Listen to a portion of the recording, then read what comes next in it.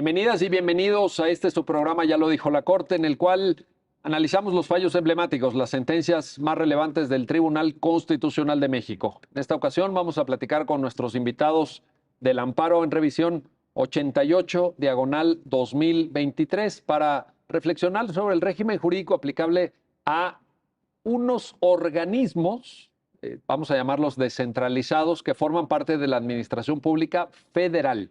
Desde luego, a nivel de administración pública de las entidades federativas pueden existir sus equivalencias, pero en este caso, en el caso concreto de este amparo en revisión, bueno, se trata de un organismo de naturaleza federal. Ya nos lo van a explicar nuestros invitados. Y entonces la pregunta que la Corte tiene que resolver es, ¿cuál es el régimen jurídico aplicable? Si se puede pensar en una aplicación del famoso apartado A del artículo 123 de nuestra Carta Magna, o si se rige, en el caso de la relación laboral de este organismo con sus trabajadores, por el apartado B. Para entender el alcance de esta sentencia, le doy la bienvenida al programa a Elizabeth Miranda Flores. Elizabeth, bienvenida. Muchas gracias, Miguel. Buenas tardes. Un gusto recibirte. El gusto es mío. Y también le doy la bienvenida a José Francisco Reina Ochoa. José Francisco, bienvenido. Gracias por la invitación, doctor. Un gusto. José Francisco, cuéntanos cómo es que surge el caso y cómo es que a partir de un determinado contexto fáctico posteriormente llega hasta el conocimiento del Tribunal Constitucional de México. Claro. Muchas gracias por la pregunta. Es una pregunta muy interesante y relevante para entender esta problemática. En primer momento tenemos que entender, como usted ya lo había adelantado, que es un problema de organismos descentralizados federales, pero en este caso particular respecto de una cuestión colectiva, es decir, un sindicato. ¿Por qué? Porque si bien la gran mayoría de los trabajadores se pueden regir por una relación individual, en este caso concreto hay un contrato colectivo. Entonces, todo empieza con un emplazamiento a huelga.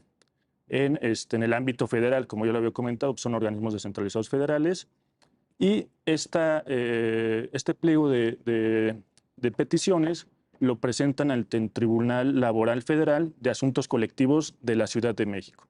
Aquí, pues, este sindicato de este organismo descentralizado, en el caso concreto estamos hablando de CAPUFE, este organismo descentralizado. Ahí en CAPUFE hay un Sindicato Nacional de Trabajadores de este organismo. Que es el organismo que administra las carreteras, ¿verdad? Así es, así es. Es un organismo muy, muy importante que tuvo su origen desde una compañía, digamos, privada, una empresa privada, que después hizo lazos con el gobierno federal y con el presidente Adolfo Ruiz Cortines, a través de un decreto de creación, pues ya se le llamaría propiamente como un organismo descentralizado. En realidad es uno de los organismos descentralizados, yo creo que considero más importantes en aquella época por cuestiones de carreteras y demás, que todo comenzó, digamos, caminos y puentes federales con, digamos, Ciudad de México, Cuernavaca, y de Cuernavaca, digamos, a Iguala, ¿no? Digamos, el primer trazo de una carretera de cuota, porque pues, ahí importaba que estuviera en buenas condiciones y demás, y aquí es donde, digamos, surge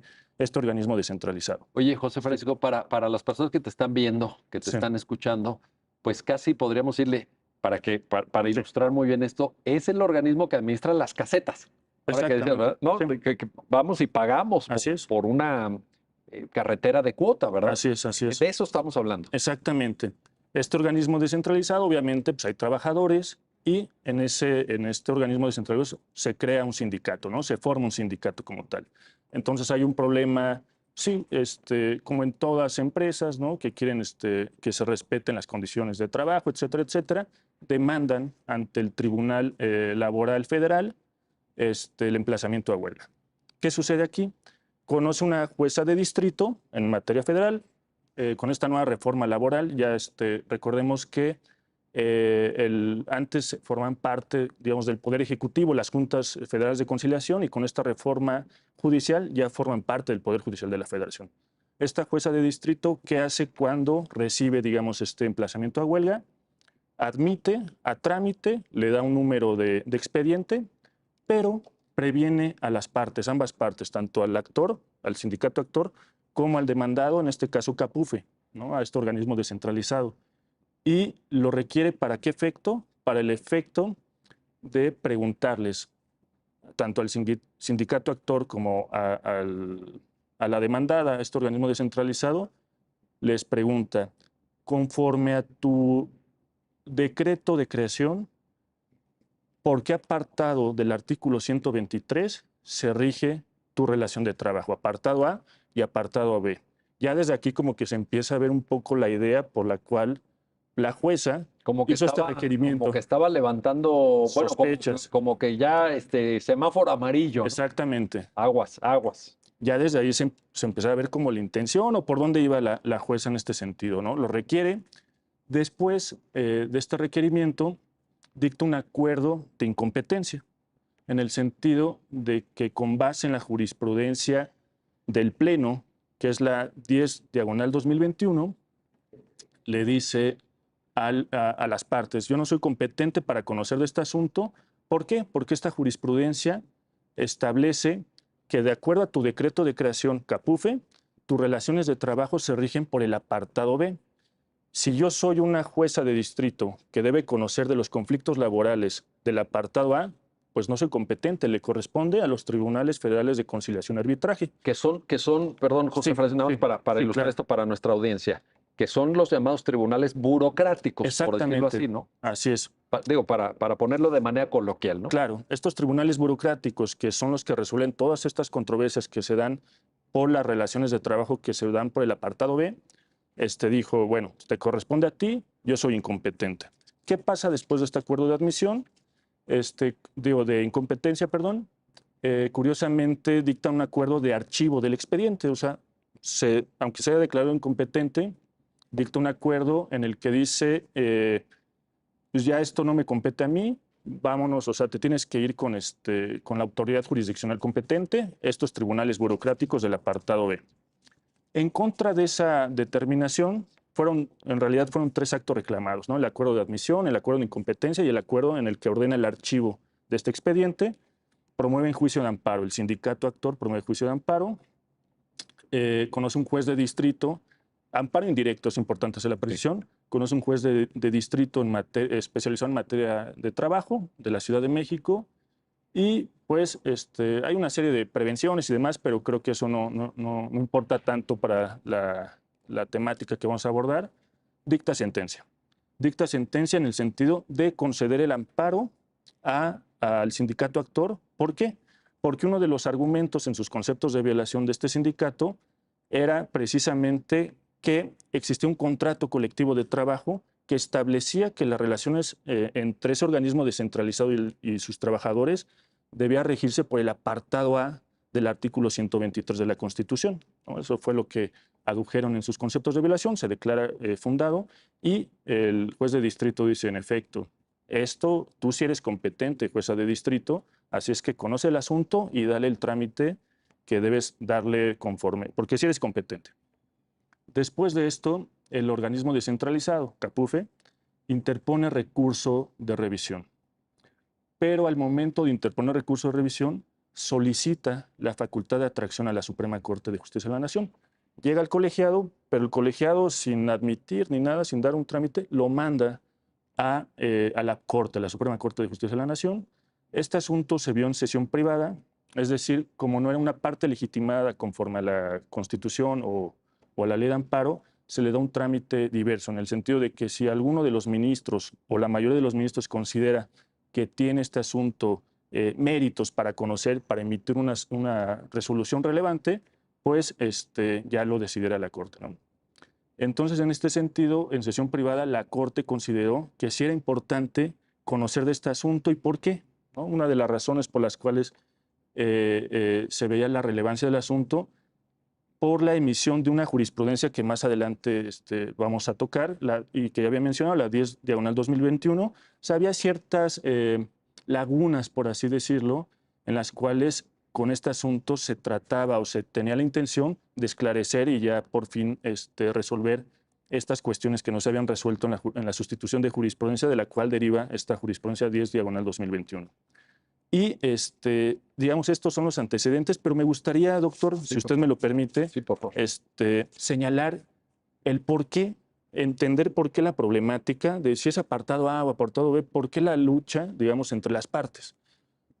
Y debemos entender que como nosotros sabemos, el apartado B se rige por la Ley Federal de los Trabajadores al Servicio del Estado y el apartado A, la ley reglamentaria, es la Ley Federal del Trabajo. En este caso, ellos están emplazando a huelga. ¿Y qué sucede o qué sucedía si se les aplicaba el apartado B, o sea, la Ley Federal la Ley Federal de los Trabajadores al Servicio del Estado? Pues para irse a huelga era un poco más complicado. ¿Por qué? Porque piden las 2/3 partes de la mayoría de los trabajadores. En cambio, la Ley Federal del Trabajo solamente establece como requisito la mayoría de los trabajadores. O sea, esto quisiera hacer un símil un poco como las reformas a la Constitución o una reforma legal, ¿no? La mayoría del Congreso es suficiente y, bueno, es un poco más complicado para irse a huelga y es por eso que, en principio, debe entenderse que las partes obviamente quieren que se les aplique leyes más favorables para ellos. En el caso del patrón, en este caso Capuf, era más favorable para ellos aplicarse el apartado B y en el caso de los trabajadores del sindicato, el apartado A. Y es por eso que están, digamos, estas tensiones, en este caso, sobre qué apartado es el aplicable al caso concreto. Magnífico, gracias, gracias José Francisco. Elizabeth Miranda, voy contigo.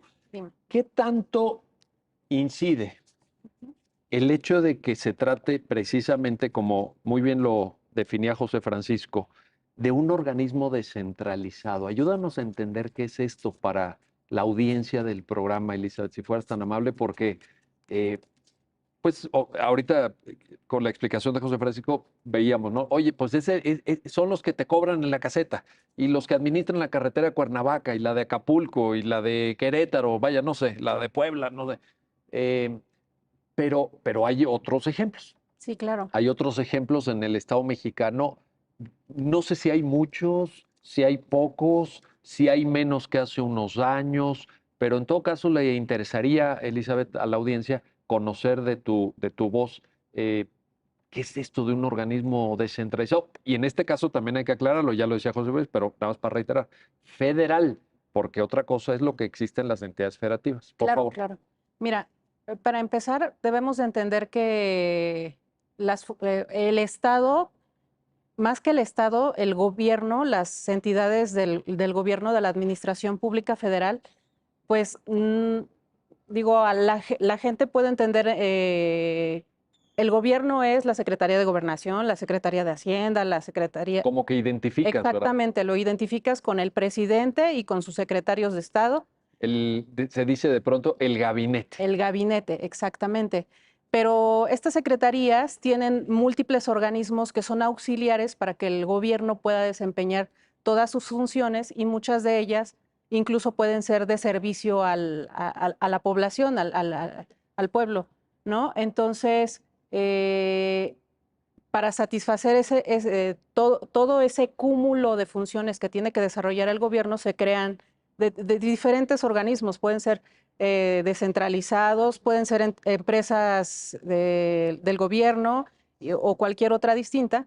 Pero bueno, en el caso de los organismos descentralizados, fíjate, Miguel, que su origen viene desde por ahí una reforma, no recuerdo exactamente el año, pero se previeron inicialmente como una necesidad de establecer empresas que pudiera el gobierno administrar, ¿no?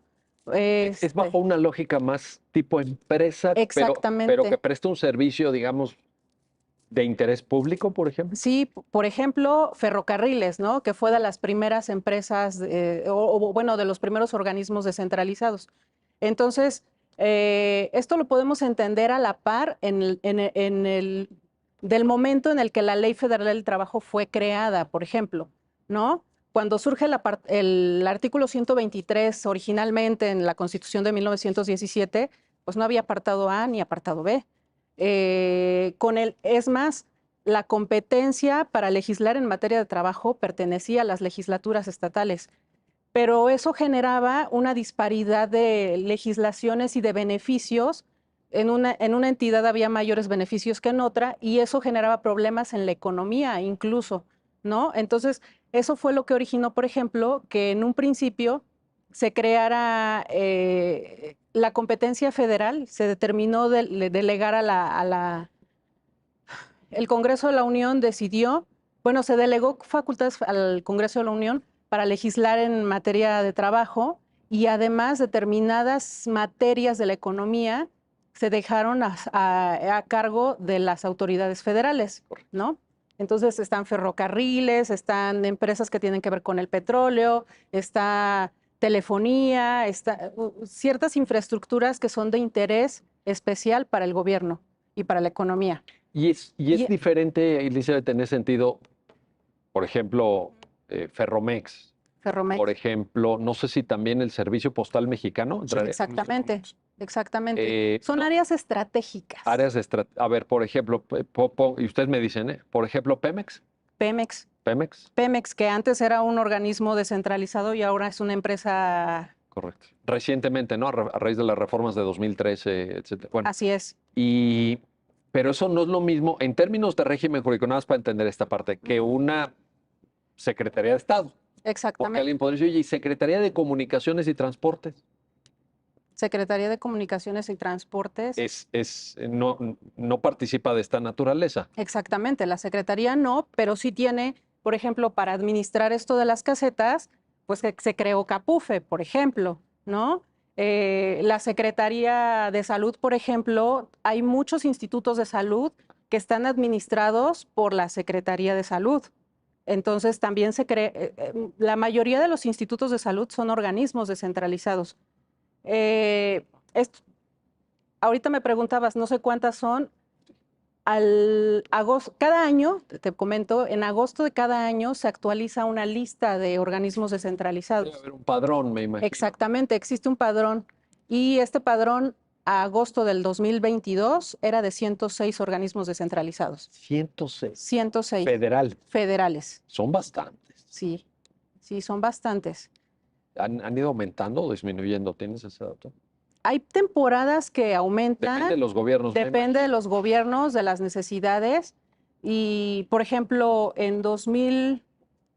cuando se formuló la famosa solicitud de sustitución de jurisprudencia, la 2 del 2021, Sí. Que dio origen a la jurisprudencia, la 10 del 2021. Del 2021 también, esa solicitud de sustitución evaluó 103 organismos descentralizados. Ahorita ya tenemos 106.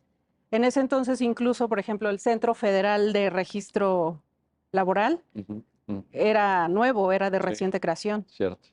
O, por ejemplo, anteriormente se llamaba CONASUPO. CONASUPO, sí, ahora es Liconsa.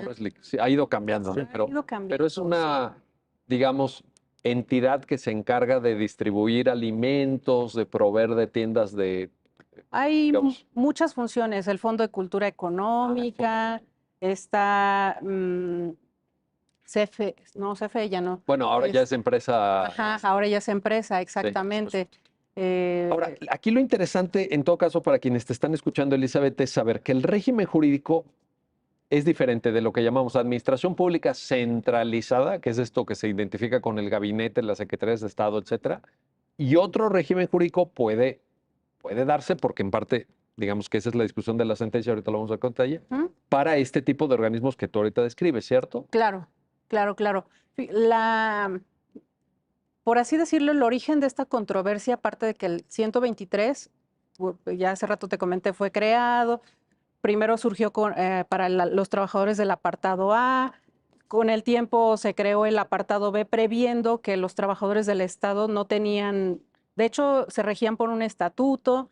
Entonces, bueno, se creó el apartado B. Y el apartado B fue creado para los poderes de la Unión y para el gobierno del entonces Distrito Federal.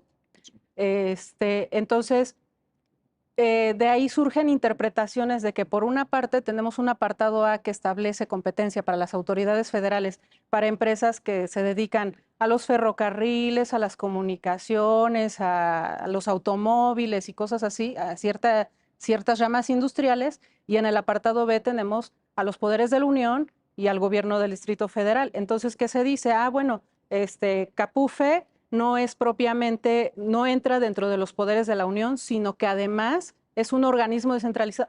Otra cosa que no te comenté, los organismos descentralizados tienen personalidad jurídica y patrimonio propios. Eso es importantísimo. Es importantísimo. Es correcto. Qué bueno que considerárseles con personalidad jurídica y patrimonio propio, en un inicio se dijo, bueno, es que entonces ellos no son parte de los poderes de la Unión, sino que tienen su propia personalidad y por eso van al apartado A. O sea, fue una... Y no importa, porque además el apartado A trae un listado, te digo, así de las empresas y remata con las empresas que sean administradas descentralizadamente por el gobierno federal. Entonces, eso da origen a una serie de interpretaciones que iban para el A, para el B, y todo termina en una jurisprudencia, la 1 del 96, que decía, bueno, es que no importa que el apartado A diga empresas descentralizadas por el gobierno federal, sino que si ya se está estableciendo que la autoridad federal es la competente para conocer de las controversias que se refieran a las relaciones de trabajo de los organismos descentralizados, entonces ellos se van para el A. Y jamás se distinguió sobre ninguna otra cuestión, más que sobre eso y que el apartado B se refiere específicamente a los poderes de la Unión. Pues, José Francisco, parece más complicado de lo que de entrada alguien podría suponer, en el sentido de decir, ahorita Elizabeth creo que está añadiendo muchos matices de gran interés, porque alguien podría decir, oye, yo entiendo que todo lo que es iniciativa privada se va por apartado A y todo lo que es Estado en la forma organizativa que ustedes manden y quieran, porque ciertamente hay diversidad. Ya ahorita Elizabeth nos lo explicaba, se va por el apartado B, pero parece que no es tan sencillo. Sí, no. Cuéntanos. Sí. Y también cuéntanos por qué se llega a la jurisprudencia 196. Sí, la 196 se llega derivado de la impugnación. Esto deriva de un amparo indirecto. Como ustedes saben, el amparo indirecto se pueden reclamar como actos destacados ciertas normas, ¿no? Normas generales, leyes, etcétera, etcétera. Y en este caso se impugnó la inconstitucionalidad del artículo 1 de la Ley Federal de los Trabajadores al Servicio del Estado, así como el artículo 16 del decreto de creación de CEPOMEX, ¿no? de Correos de México. Este organismo descentralizado. Servicio Postal Mexicano. Ahí lo que se analizó, el contenido del artículo 1 de la Ley Federal de los Trabajadores al Servicio del Estado establece que se van a regir, digamos, los trabajadores de los organismos descentralizados federales. Y en este caso se encuentran cierta contradicción con el artículo 123, apartado A, fracción 31 de la Constitución, inciso B, número 1. ¿Por qué encuentran esta contradicción? Porque el artículo 123, apartado A, fracción 31, bla, bla, bla, establece o alude a empresas descentralizadas, Incluso la Corte en esta sentencia dice, empresas descentralizadas, es cierto, lo establece de manera textual el artículo 123 constitucional, pero una cosa es diferente los organismos descentralizados. O sea, realmente no podemos entender en automático empresa descentralizada a organismo descentralizado. Eso lo dice claramente la Corte. Sin embargo, la Corte con esta interpretación que digamos, constitucional, si se le puede llamar, considera que son un símil a organismos descentralizados. O sea, se hace esta distinción, pero dice, pero debe entenderse como organismos descentralizados. ¿Y cuál es, digamos, este argumento o este razonamiento? Porque parte de esta idea que ya comentaba Elizabeth es como una cuestión de exclusión. El apartado B del artículo 123 establece que rigen las relaciones laborales de los trabajadores de los poderes de la Unión y en ese entonces del gobierno del Distrito Federal. Y hace esta distinción en el sentido, bueno, estos organismos descentralizados no forman parte del Poder Ejecutivo. ¿Y por qué llega a esta conclusión? Lo dice así, es un poco cuestionable. Yo creo que es cuestionable. Pero señala lo siguiente, por esta cuestión que decía Elizabeth, ¿no? Que tienen personalidad jurídica propia y patrimonio propio. Pero, bueno, sí. Pero eso, digamos, para llegar al punto de excluir claro. de la administración pública o de un poder público. Sí, dice, no forman parte del Poder Ejecutivo. No forman parte del Poder Ejecutivo. Y de ahí lo toma con base, digamos, primero se va al artículo 90 de la Constitución, donde dice la administración pública federal se divide en dos, centralizada y la paraestatal. En este caso, como nosotros sabemos, los organismos descentralizados forman parte de la Administración Pública Federal Paraestatal. ¿Y dónde lo encontramos esto? En la Ley Orgánica de la Administración Pública Federal. La Constitución no lo establece, nada más hace esta distinción entre centralizada y paraestatal. Y en la Ley Orgánica, si nos vamos al artículo 3º, ahí establecen como, digamos, parte de la Administración Pública Paraestatal los organismos descentralizados federales, las empresas de participación estatal, así como los fideicomisos. Y el artículo 45 de esta ley orgánica establece ya lo que decía Elizabeth, las características propias de estos organismos descentralizados, en el sentido de que tienen personalidad jurídica y patrimonio propio. Y con base en esta, digamos, distinción, dice, pues no forman parte del Ejecutivo, entonces no se pueden regir por el B, entonces es en el A. Oye, nada más para añadir todavía un elemento adicional. Yo recuerdo hace años ya alguna discusión que hubo, que creo recordar llegó incluso a conocimiento de la Suprema Corte sobre la naturaleza jurídica del Infonavit, porque en algún momento de principios del siglo XXI se le hicieron diversos planteamientos en términos de solicitudes de transparencia al Infonavit, y el Infonavit, estoy hablando del primer minuto casi de todo este debate sobre transparencia y acceso a la información pública gubernamental, etcétera, dijo, no, yo no soy sujeto obligado. ¿Por qué? Porque no formo parte del Estado mexicano, yo no soy parte del Ejecutivo. El Infonavit. Y me acuerdo muy bien que en ese entonces, en ese debate, me tocó escribir un artículo periodístico donde yo me preguntaba, oye, y le puse el título así para, digamos, un poco evidenciar la contradicción. Dice, ¿el Infonavit es de Marte? ¿No? ¿Está en Marte o dónde está? Porque si no perteneces al Ejecutivo, ¿a qué perteneces? Entonces, ¿dónde estás? Claro. ¿Estás en la estratosfera?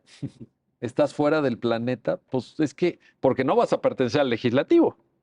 Sí, No vas a pertenecer al Judicial, no eres constitucional autónomo. claro. Exacto. Entonces, ¿dónde estás? Sí. Ah, no. Y decían los del jurídico del Infonavit, no, nosotros somos una cosa especialísima, totalmente aparte.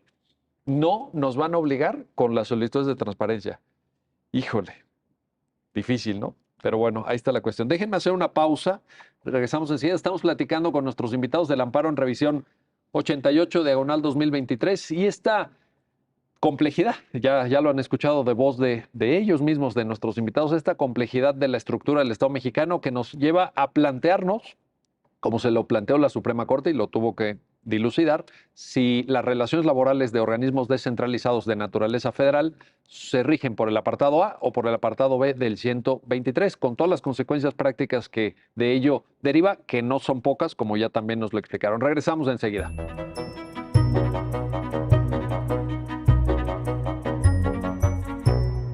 Ya estamos de vuelta, ya estamos de regreso en su programa, ya lo dijo la Corte, para seguir conversando con nuestros invitados acerca del contenido de esta sentencia, la que resuelve el amparo en revisión 88 Diagonal 2023 y el régimen jurídico jurídico laboral, mejor dicho, aplicable a los organismos descentralizados federales. Elizabeth Miranda, regreso contigo.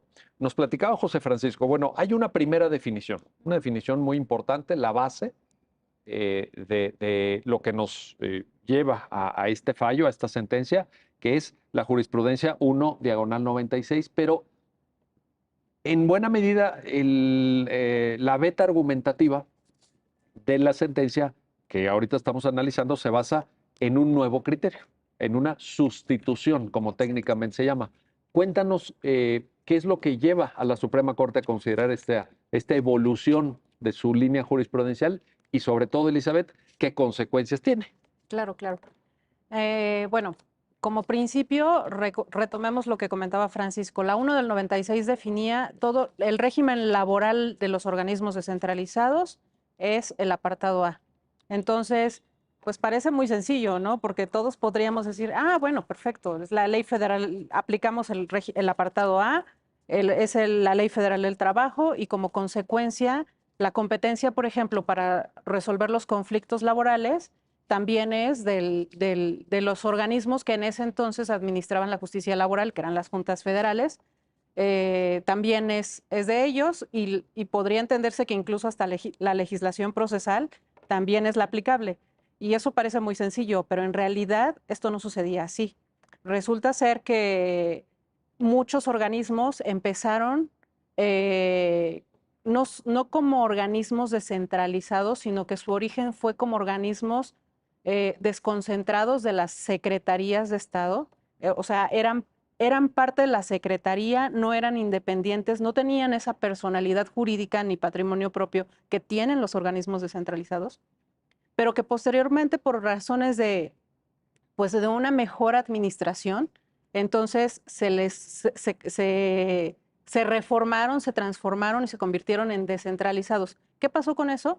Pues que los trabajadores de estos organismos desconcentrados tenían un régimen que se ubicaba en el apartado B y al pasar a los descentralizados, la consecuencia natural era que conforme a esta jurisprudencia, su régimen fuera el apartado A, pero no era así. Lo que sucedía es que para respetar derechos de antigüedad o simplemente, o sea, ellos recibían un salario tabular, por ejemplo, pues para que todo siguiera estando de manera, digamos, constante y respetar esos derechos adquiridos, pues pasaban al descentralizado, pero con prestaciones del apartado B, ¿no? Y así la mayoría de los organismos descentralizados surgió de esa manera.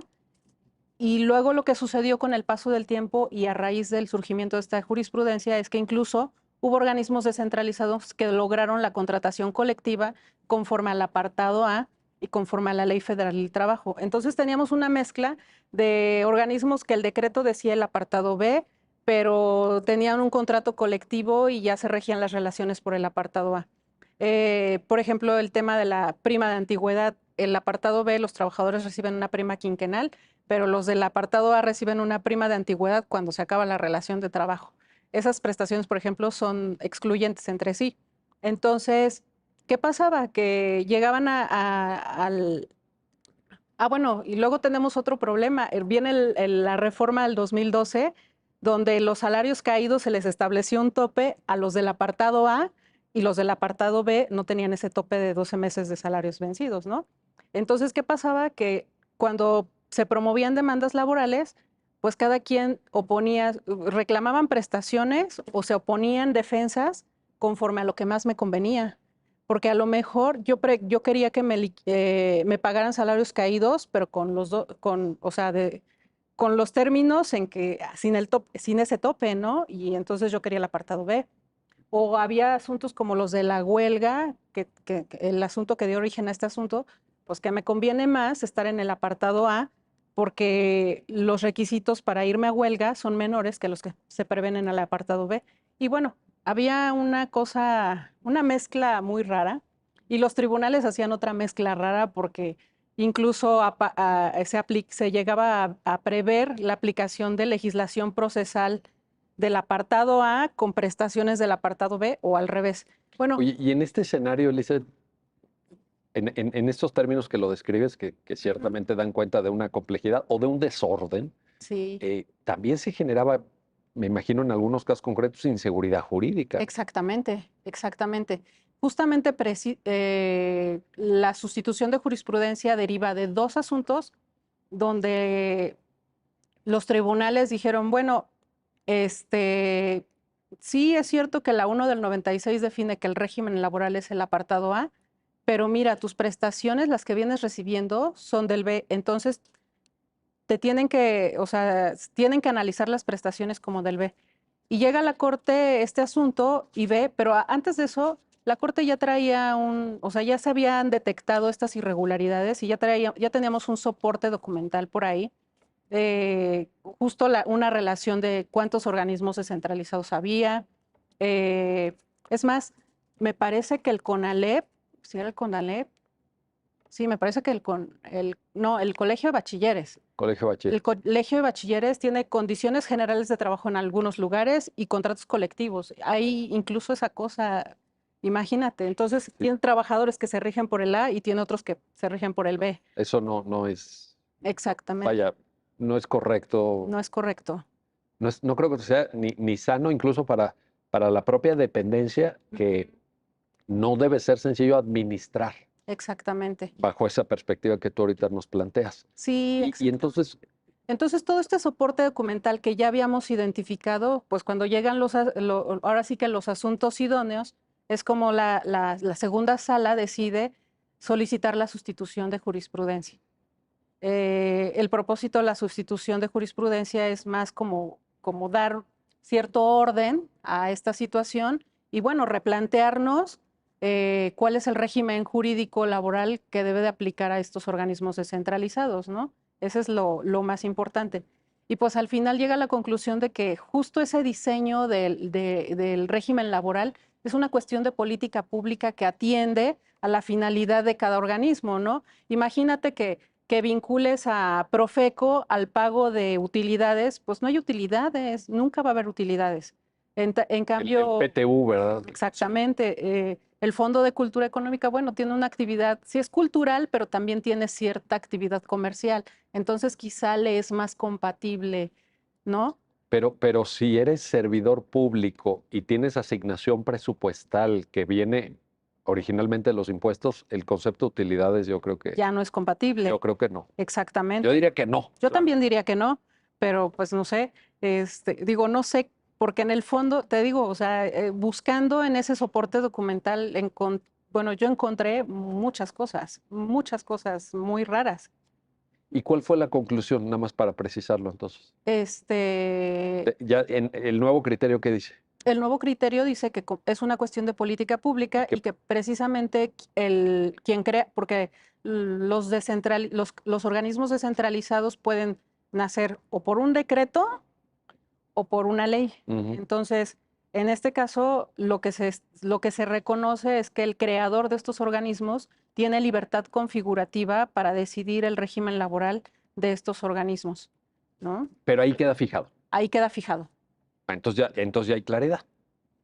Entonces, aparente, porque a raíz de esto, pues llega este otro asunto. bueno, ahora, en este otro asunto se presenta, José Francisco Reina, regreso contigo, un tema que es, si se fija este criterio, claro, y en un momento dado, por ejemplo, Capufe, si no entiendo mal, en su decreto de creación remite al apartado B. sí, Entonces tenemos el nuevo criterio de la Corte. Entonces dice, bueno, vamos a observar el decreto. claro.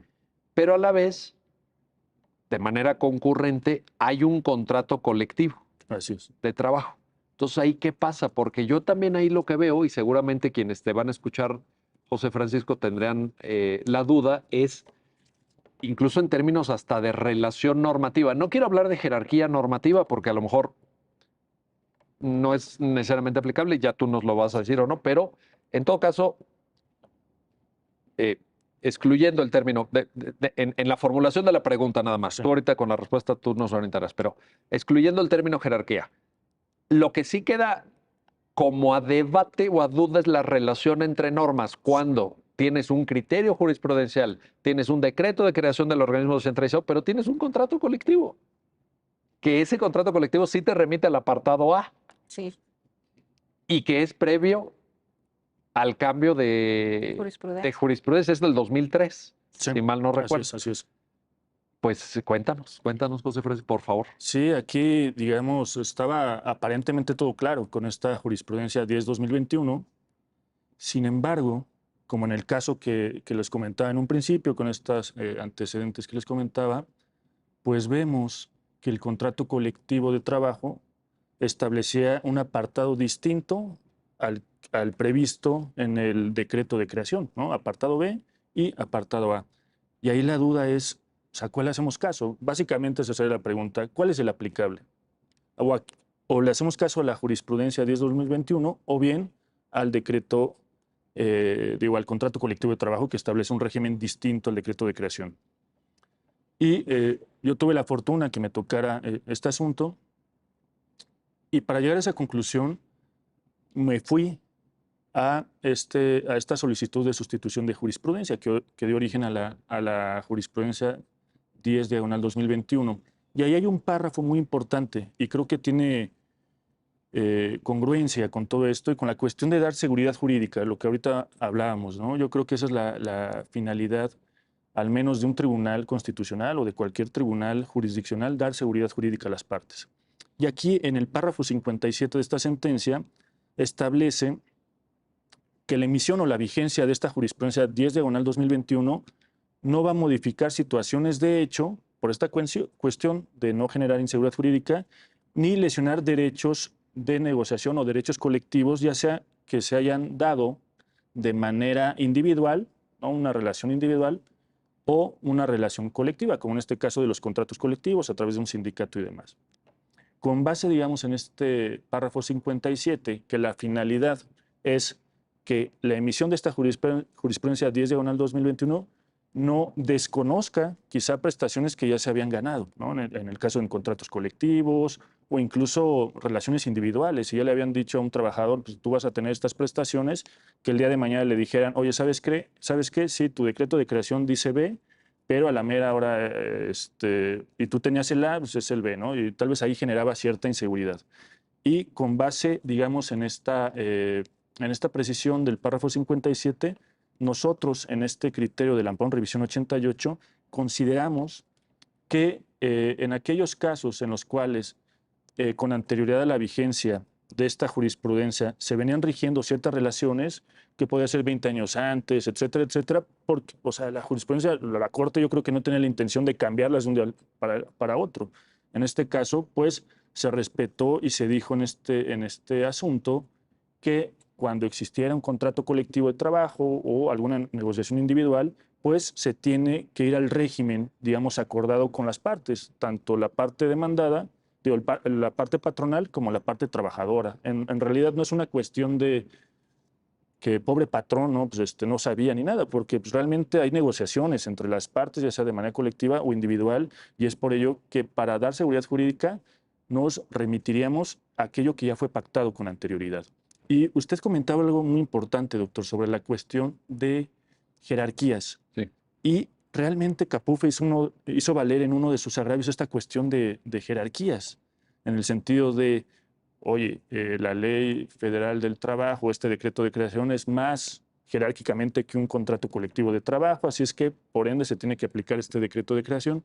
Sin embargo, consideramos, o yo considero que en este caso de qué relación debe regir, no nos tenemos que meter en una cuestión de jerarquías normativas, sino más bien de cómo fueron pactadas estas relaciones de trabajo y con base en ello, si existen ya pactos previos a esta jurisprudencia, no le vamos a hacer caso al decreto de creación, sino a la voluntad de las partes, ¿no? Precisamente es esa cuestión. Ahora, Sí, en términos de temporalidad, sí, doctor. para dejar este Sí, punto sí, muy sí, sí. claro, José Francisco, Sí, sí, porque pues a lo mejor también Sí, eventualmente podrían llegar otros asuntos, ¿verdad? Claro. sí, La nueva jurisprudencia se aplica de ahora en adelante sí, sí. para remitir efectivamente al decreto de creación o a la ley, porque decía Elizabeth, Sí. a ver, un descentralizado se puede crear por ley o por decreto. Así es. Entonces nos vamos a remitir a lo que ahí se determine. Sí, Y lo que sí es que hace el corte temporal, bueno, si hubiera algo hacia atrás, sí, como en este caso de Capufe, sí. se respeta. Pero de ahí en adelante Sí. nos vamos al decreto o a la ley. Así es, doctor. ¿Es esto correcto? Así es, doctor. Y esta jurisprudencia se emitió en el año 2021, bueno, en el mismo número de la jurisprudencia CB, y en la parte, bueno, para aquellos que no estén familiarizados con el semanario, con las jurisprudencias, les comento que en la parte de abajo, a través del Acuerdo 1/2021, me parece, un acuerdo general de la Corte, establece la obligatoriedad de los criterios. Y en este caso, si no mal recuerdo, el criterio es obligatorio después o a partir del 31 de enero del 2021. Y este caso se dio en febrero, o sea, realmente fue ad hoc para tratar, digamos, de solucionar estas posibles lagunas o posibles problemas jurídicos que se pudieran dar en los tribunales. Importantísimo. Sí. Regreso contigo, Elizabeth Miranda, porque una vez que José Francisco nos pone y nos pinta con gran claridad lo que la Corte resuelve ya en el criterio de sustitución de jurisprudencia, yo te quiero plantear cuáles son las consecuencias prácticas para el caso concreto. Ya teniendo este cuadro así, ahora, ¿qué sucede con el caso concreto? Capufe, su sindicato, ¿cómo se lleva a la práctica, digamos, toda esta argumentación que José Francisco nos acaba de compartir y relatar? Bueno, por un lado, esas relaciones de trabajo existentes, los efectos prácticos son un lado son las prestaciones. Tenemos por un lado las prestaciones, ¿no? Las prestaciones de alguna manera ya están pactadas en el contrato colectivo de trabajo y además, al reconocerse que se rigen por el apartado A, los mínimos son los de la Ley Federal del Trabajo, ampliadas en el contrato colectivo de trabajo, desde luego. Eso es por un lado. Y por el otro, tenemos la parte procesal, ¿no? Los organismos, ahora los órganos encargados de administrar con competencia para impartir justicia en los conflictos individuales o colectivos que se refieran a Capufe, pues son tribunales federales especializados en materia laboral, ¿no? Tribunales federales laborales, en asuntos individuales, ¿no? Correcto. Así es. Ya no el Tribunal Federal de Conciliación y Arbitraje, lo que llamamos el Tribunal Burocrático. Sí, o los tribunales colectivos también federales laborales. Correcto. Esas serían las consecuencias prácticas. Esas son las consecuencias prácticas. Bueno, no son pocas. No son pocas. Como dices tú, habrá casos distintos. Habría que ver, dada la diversidad de organismos descentralizados y de casos. Aunque yo creo que ya con esta puntualización que José Francisco nos indicaba, al final el criterio de sustitución, pues ya fija por lo menos una línea de tiempo. Exacto. Bueno, sí, pero de aquí, ¿qué es enero del 2021? No sé. Sí, 31 de enero del 31 de enero del 2021. La jurisprudencia es del 2021, pero creo que es del 2022. Bueno, habría que verlo. En todo caso, invitamos siempre a la audiencia que se vaya a la fuente. Exacto. Evidentemente, lo que queda claro es que ahí hay una línea de tiempo. Y en esa línea de tiempo ya, es decir, el mensaje que manda la Corte es, tiene que haber uniformidad. ¿Cuál va a ser el régimen jurídico aplicable? Bueno, en esta línea, de aquí en adelante, nos vamos a ir a la fuente que crea el organismo. Exactamente. Sea decreto o sea ley. Exactamente.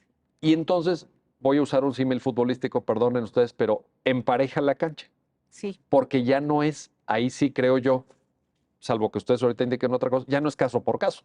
No, ya con el criterio jurisprudencial es parejo, con la salvaguarda de la línea de tiempo. Si hubiera algún contrato colectivo anterior a la fijación del criterio, se salvaguarda por razón de los derechos adquiridos, en fin. Exactamente. Lo que ustedes ya platicaban. Sí. ¿Estamos ahí? Estamos ahí.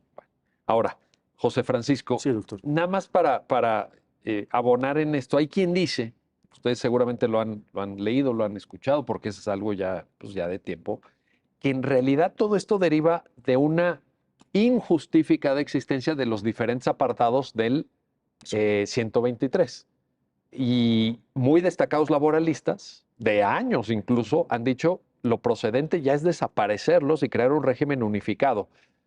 En algún momento, recuerdo, no porque me ha tocado a mí, pero lo he leído, a finales de los años 70 incluso se llegó a pensar en un apartado C del 123 para el régimen jurídico de universidades y centros de educación superior, pues que tenían también su propia especificidad en razón de la autonomía universitaria, ¿no? Del artículo 3º, fracción séptima. Pero hay varios laboralistas de gran prestigio decían, eliminemos los apartados. Un comentario. Claro, pues podría ser una vía, digamos, para dar seguridad jurídica, ¿no? Ya decir, solamente todos los trabajadores en general, ya no vamos a distinguir si trabajan en una empresa, si trabajan en el gobierno, pues se rigen por un apartado. Pero yo retomaría, digamos, un poco haciendo alusión a la jurisprudencia 10/2021, pues ya es una cuestión de decisión política, sí, en el cual pues ya el creador, el constituyente, digamos en este caso, o el poder reformador de la Constitución, se establezca, digamos, el apartado B, ¿no? Puede ser una solución, pero yo preguntaría ¿a qué queremos llegar? ¿No? Si queremos llegar a la seguridad jurídica, yo creo que lo más viable, pero posiblemente exista alguna justificación para distinguir No, ciertamente ¿no? En el apartado B, por ejemplo, está pues esa famosa fracción 13ª, claro, que establece un régimen específico para ministerios públicos, sí, peritos, policías, sí, que remite a una legislación específica, en el caso Fuerzas Armadas. Claro. Y evidentemente yo creo que la mayoría, yo por lo menos no desearíamos ver en el desempeño de nuestras Fuerzas Armadas, pues huelga. Se pone en huelga el ejército, pues el ejército no se puede poner en huelga. Sí. Sindicatos, claro, en la Marina, en el ejército, pues a lo mejor no, ¿verdad? Contratación colectiva. O sea, sí tiene que haber un régimen jurídico especial y eso el apartado B te lo da. Claro. Te lo da. Pero a lo mejor es momento de pensar que eso es de carácter excepcional y que podrá haber reglas especiales y que en general nos vayamos a un único apartado, porque también ahí tenemos el tema, sé que no es parte de esta sentencia, pero lo pongo a consideración de la mesa, de la seguridad social. Claro. Y entonces apartado A es IMSS, en términos generales, y apartado B es ISSSTE. O en el caso de las Fuerzas Armadas, también tiene un régimen especial. Es correcto, es correcto. ¿Qué nos espera, Elizabeth? Estamos terminando el programa, nos queda un minuto. ¿Qué vislumbras hacia adelante? ¿Van a seguir estos conflictos? La jurisprudencia 1021 nos fija ya el criterio, ya no hay por qué dudar de cuál sería el órgano jurisdiccional competente o ves que todavía nos falta? Yo creo que por lo menos ya este criterio nos fija, como tú decías, un panorama más general en el que se empareja la cancha. Ya parecería que quedó claro. Creo que por ahí todavía hay a quienes les quedan dudas. Yo le decía a Francisco hace un rato que yo veo una burbuja, por ejemplo, en los asuntos que iniciaron antes de la sustitución de jurisprudencia. Fíjate. Ajá, ahí tenemos una burbuja. ¿Tú crees que Pues es que, o sea, sí son varios asuntos? pues la verdad no tengo idea de cuántos sean, pero sí yo veo que por ahí tenemos yo digo que es como una burbuja porque tenemos otra doctrina sobre la retroactividad de la jurisprudencia, por Sí, que ejemplo. ese también es un tema. Exactamente. Entonces, no sé si algún día, por ejemplo, si acaso habrá algún asunto que tenga que ver con este tema, no le veo más que ese, en realidad.